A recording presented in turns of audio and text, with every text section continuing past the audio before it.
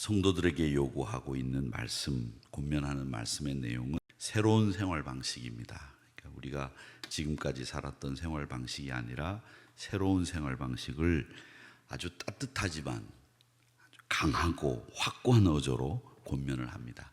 그러니까 예수 믿는 사람들의 삶은 내가 예수 믿는다고 고백을 하고 예수님을 영접하게 되면 현실적으로 우리 삶에서 나타나는 게 뭐냐면 내 삶의 방식이나 또 생활 방식이 바뀌는 거예요. 예배를 중심으로 바뀌는 거죠. 그래서 주일은 늘 교회 가는 시간으로 먼저 우선 정하고 교회를 중심으로 사는 이 생활 방식이, 삶의 방식이 바뀌는 거죠. 그런데 우리가 예수 믿으면서도 생활 방식이 바뀌지 않고 예전과 그대로 그렇게 산다고 한다면 그건 예수 믿는다라고 말하기가 어렵다는 거죠. 그래서 베드로 사도는 예수 믿는 사람들은 생활 방식이 바뀐 사람들이다 이렇게 얘기를 하면서 그 9절 어제 읽었죠. 9절 말씀에 보면 아름다운 덕을 선포하게 하려 하심이라 이렇게 돼 있어요. 그 아름다운 덕, 이것을 위해서 우리 예수 믿는 사람들은 생활 방식이 완벽하게 바뀐 사람들이다 이렇게 얘기를 하면서 그 바뀌어야 되는 생활 방식에 대해서 우리에게 이야기하고 있습니다. 제일 먼저 이 바뀌어야 되는 생활 양식에 대해서 말씀하시는 내용은 뭐냐면 베드로 사도가 하는 얘기가 새로운 삶의 방식을 취해라. 누구를 위해서? 주를 위해서 새로운 생활 방식을 택해라 이렇게 이야기를 합니다. 제일 먼저 그게 뭐냐면 비방이나 악행을 악으로 갚지 말고 선으로 갚아라 이렇게 얘기를 합니다. 세상에 허다한 악들이 있는데 그 악을 덮는 것이 비방이나 또 같은 맞대응을 하는 또 악행으로 감당할 수 있는 게 아니다.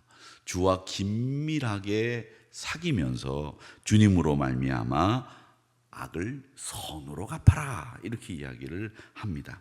그러면서 우리가 생활 방식을 악을 선으로 갚을 수 있는 방법이라고 하는 거죠. 그리고 또 하나 얘기하는 것이 있습니다. 뭐라고 말씀하시는가 하면 여기에 세상을 향해서 우리가 생활을 어떻게 해야 되고 어떻게 대처해야 되는지를 이야기하고 있는데 세상에 대해서 제일 먼저 요구하는 게 뭐냐면 사회 질서를 지켜라.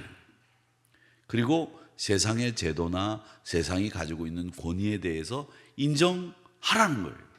근데 요즘에는 이 세상의 권위를 인정하지 않으려고 하죠. 그렇죠?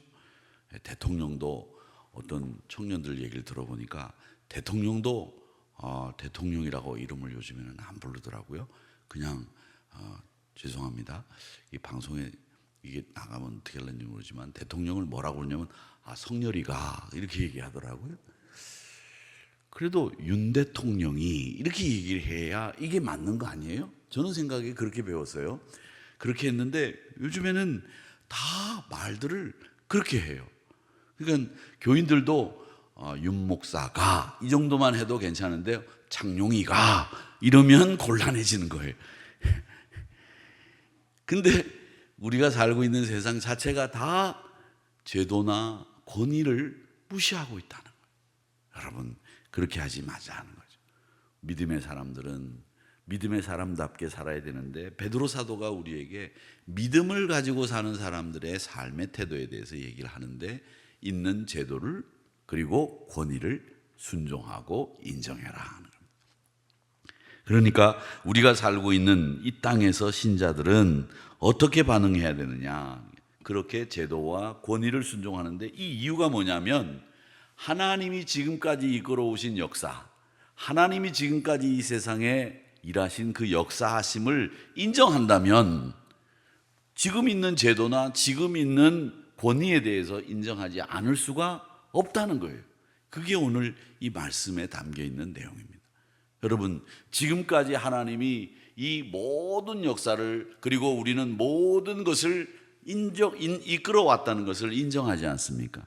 그렇다면 우리가 가지고 있는 제도나 우리가 가지고 있는 권위에 대해서 우리가 무시하거나 의도적으로 배척해서는 안 된다는 거죠. 그런 태도는 복음에 대해서 반감을 불러일으키곤 한다 하는 겁니다. 그러니까 우리 믿음의 사람들은 인간의 제도가 아무리 15절을 보십시오. 선행으로 어리석은 사람들의 무식한 말을 막으시는 것이다 하는 거죠. 그 사람들이 무식하게 알지 못하고 말하는 것을 듣고 똑같이 그렇게 악행으로 갚아가면 안 된다는 거예요. 순종하면서 주를 위해서 따라라. 그래서 13절의 말씀에 보면 이렇게 되어 있습니다. 인간의 모든 제도를 누구를 위하여? 주를 위하여 어떻게 하되? 순종하되. 혹은 위에 있는 왕이나 악행하는 자를 징벌하고 선행하는 자를 포생하기 위하여 보낸 총독에게도 순종해라. 이 말씀을 하고 있습니다. 그러니까 여러분, 우리가 인간의 제도에 순종한다는 것은 뭐 세상에 굴복하거나 무비판적으로 그걸 힘을 보태주고 뭐 그걸 인정하고 그게 좋다 박수치라는 얘기가 아닙니다. 오히려 세상 위에 계시고 세상을 다스리시는 하나님의 권위를 인정하고 하나님을 따르는 믿음의 사람답게 행동해라는 거예요. 믿는 사람들이 똑같이 세상 사람들과 같이 하면 안 된다는 겁니다. 세상을 운행하시는 주님을 신뢰함으로 말미암아 선을 가지고 악을 이기는 모습을 우리가 가져야 되겠다는 거죠. 그러니까 여러분 무슨 일이 있을 때 나가서 와 박수치고 태극기는 흔들어도 머리에 빨간 띠를 두르고 두루눕고 소리를 박박 지르면서 뭐 때려 부시고 뭐 이러면 안 됩니다. 하지 마십시오. 하지 않으실 거죠? 여긴 하실 분들도 안 계신 것 같은데 여러분 우리 믿음의 사람들은 항상 세상과 다른 방식으로 사는 사람들이다. 이걸 우리가 기억하셔야 됩니다. 자, 그러면서 18절에서부터 25절까지 말씀은 표제어가 뭐라고 되어 있냐면 그리스도의 고난이라고 되어 있습니다. 그리스도의 고난. 왜 그리스도가 고난을 당하셨느냐라는 거죠. 이 고난을 생각한다면 우리가 주님과 같이 순종해야 된다라는 말씀을 하고 있습니다. 천국 삶을 살아가는 우리 백성들이 잘 적용할 수 있는 그 원리를 우리는 어디서부터 찾아야 되느냐면 주님과 나와의 관계에서 이 세상을 살아가는 원리를 찾자, 이 얘기를 하시고 있는 겁니다. 그러면서 순종의 귀한 본을 보이신 주님을 소개하고 있습니다. 21절 보면 이를 위하여 너희가 부르심을 받았으니 그리스도도 너희를 위하여 고난을 받으사 너희에게 본을 끼쳐 그 자취를 따라오게 하려 하셨느니라. 그리스도가 먼저 고난을 당하시면서 우리에게 본을 보이셨고 너희도 그리스도가 고난을 당하신 그 본을 따라 살도록 만드셨다. 그 얘기거든요. 그러니까 우리도 고난 당하는 거 주님이 참으신 것처럼 우리도 그 고난 앞에서 참고 견딜 수 있어야 되고 그것이 우리 믿음의 사람들에게 꼭 필요합니다. 그러니 여러분들이 어떤 길을 가느냐라고 하는 거예요. 어떤 길을 가느냐. 안 참고 참지 않고 세상과 상관없이 사는 것처럼 보이지만 세상에 철저하게 동화돼서 악을 악으로 갚는 삶을 살 거냐, 아니면 그리스도의 자취를 따라서 순종하고 참으며 제도와 권위 앞에 순종하며 살 거냐 하는 거죠. 결국 어떤 것이 세상을 바꾸느냐 판단해 보라는 거예요. 그럴 때 진짜 세상을 바꾸는 것은 그리스도의 자취를 따라 고난을 참으며 순종하며 권위와 제도를 인정하는 태도가 세상을 바꾼다는 거예요.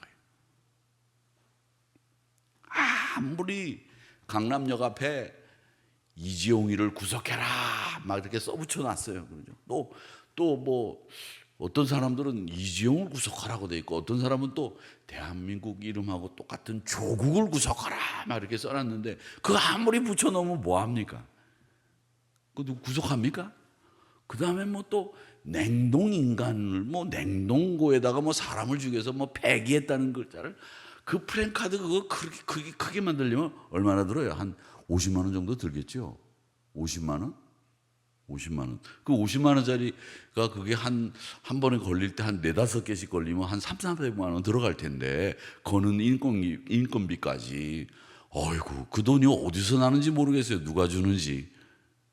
그러고 맨날 달고 앉아가지고 마이크로 소리 질러서 사람들 피곤하게 만들고 말이죠. 여러분, 우리 대한민국에서 우리 그리스도인들이 어떤 생각을 가지고 있는지를 좀 보여줄 때가 됐다, 이런 생각을 하는데, 우리 주님이 억울하게 고난을 당하셨을 때 그분이 말을 하셨습니까? 저항하셨습니까? 아무것도 하지 않으셨습니다. 그저 참고 견디는 아름다운 선택, 그걸 18절에서부터 20절까지 말씀에서 이야기하고 있습니다. 죄가 있어 매를 맞고 참으면 무슨 칭찬이 있겠느냐, 그러나 부당하게 고난을 받아도, 19절 앞에 부분에 그렇게 되어 있습니다. 하나님을 생각함으로 슬픔을 참으면 이건 아름다운 거다는 거죠. 하나님이 기뻐하시는 거다라는 거죠.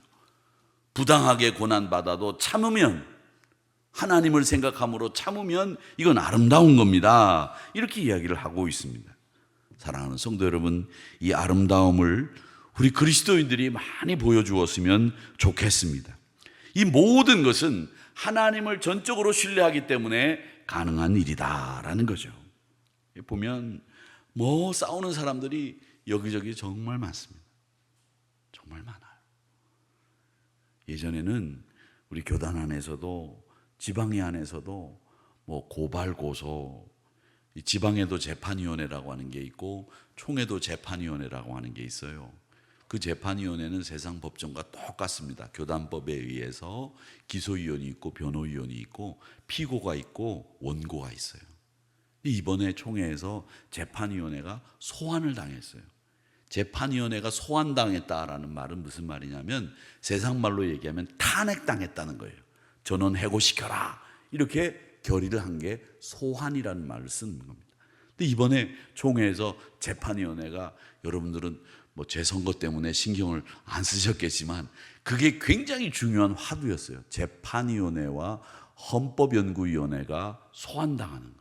그런데 헌법연구위원회는 소환당하지 않았는데 재판위원회는 소환을 당해서 전원 해체되고 교체가 되는 그런 일이 생겼어요. 그 이유는 뭐냐? 지방회에서 재판을 한 걸 총회에 가서 바뀌는 거예요. 근데 그게 유불리에 의해서, 또 혹은 인맥에 의해서, 혹은 알고 모르고 정략적으로 이익이냐 불이익이냐에 따라서 바뀌는 일들이 몇 가지가 있었던 거예요. 근데 그리스도를 믿는 사람들이, 우리가 이런 일들을 보면서 야, 정말 싸우는 사람도 많구나, 이런 생각이 들 때가 있어요. 여러분, 우리 믿음의 사람들은 제도와 권위 앞에 순종하는 태도, 이거 정말 중요한 태도입니다. 가지고 있으셔야 됩니다. 그리고 그런 태도로 악을 선으로 이기는 이런 자세가 우리 주님이 우리에게 보여주신 자세다라는 거죠. 그러니까 당돌하게 조금 손해본다고 막 따지지 마시고 그냥 조용히 가시기 바랍니다. 그게 비겁해서가 아닙니다. 우리가 믿음을 가지고 있는 사람이라면 순종의 본을 보이신 주님을 따라가야 되는 삶이 있기 때문에 좀 한마디 덜 하시고, 좀 우리가 손해보더라도 그냥 눈 감고 질근 감고 가보면 언젠가는 하나님이 대갚아 주시는 날이 계시다. 절대 하나님은 만홀히 여김을 받으시는 분이 아니다라는 거죠. 그러니까 여러분들이 가만히 계신다고 하더라도 하나님은 하나님의 방법으로 우리에게 다 갚아주신다. 그러니까 여러분, 하나님이 우리에게 보여주신, 하나님이 우리에게 갚으실 그날을 기약을 하고 기억하면서 주님이 허락하신 세상의 권위와 질서를 선한 태도로 따라가는 저와 여러분이 되시기를 주님의 이름으로 축복합니다. 그럴 때 저는 하나님께 등 돌렸던 사람들, 교회를 떠났던 사람들이 돌아올 수 있는 길이 열린다고 저는 생각해요. 우리가 막 왁왁대고, 우리가 똑똑한 체하고, 우리가 지혜로운 척하고, 우리가 손해 안 보려고 하는 이런 태도를 가지고는 교회를 등진 사람들이 다시 교회로 돌아올 수가 저는 없다고 생각해요. 우리가 고난 앞에서도 참고 제도와 권위 앞에 순종하는 모습을 보일 때에 그들이 돌아온다는 거죠. 미국 교회를 보십시오. 미국 교회, 그 급진적이고 자유주의 신학에 빠져 있는 교회들, 신자들 거의 없습니다. 신자들 없어요. 그 자유주의와 급진주의에 빠져 있는 교회들이 다 어떤 교회들이냐? 제도를 비판하고 순종하면서 슬픔을 참는 태도가 아니라 세상을 향해서 의의를 내세운다고 바른 소리 하기 좋아하는 교회들. 그러면서 모범은 보이지 않고 베풀지 않고 그러면서 자기들이 그냥 온통 세상 똑똑한 척하는 이런 교회들이 자유주의 신학에 물들어 있는 교회들의 특징인데, 그런 교회 앞에는 교인들이 없다는 거예요. 그저 복음주의로 하나님의 말씀으로 슬픔을 참고 이기고 순종하는 교회들 안에 교인들이 꽉꽉 찬다는 거죠. 그러니까 우리 믿음의 성도들은 늘 하나님의 말씀을 중심으로 말씀대로 살기를 애쓰는 그런 교회가 승리하는 교회가 된다. 우리가 살고 있는 세상에 부조리, 불공정, 부당한 압력, 폭정들 존재합니다. 분명히 있습니다. 없는 건 아닙니다. 그러나 그 폭거 앞에서 희생양이 되고 억울한 고난을 겪을 때 여러분의 손으로 스스로 안갚음하거나 바로잡으려 하기보다는 공평하고 정의로우신 하나님의 손에 의탁하셔서 악을 선으로 이기려고 하는, 선으로 악을 이기는 우리 믿음의 성도들이 되시기를 축복합니다. 선으로 악을 이기는 이 모습이 바로 그리스도가 우리에게 보여주신 모습이다라고 하는 것을 기억하시면서 이 땅에서 나그네와 거류민이라고 말씀하신 흩어져 사는 성도들에게 말씀하신 이 내용을 꼭 기억하시면서 선으로 악을 갚는 우리 한우리 성도님들이 다 되시기를 주님의 이름으로 축복합니다.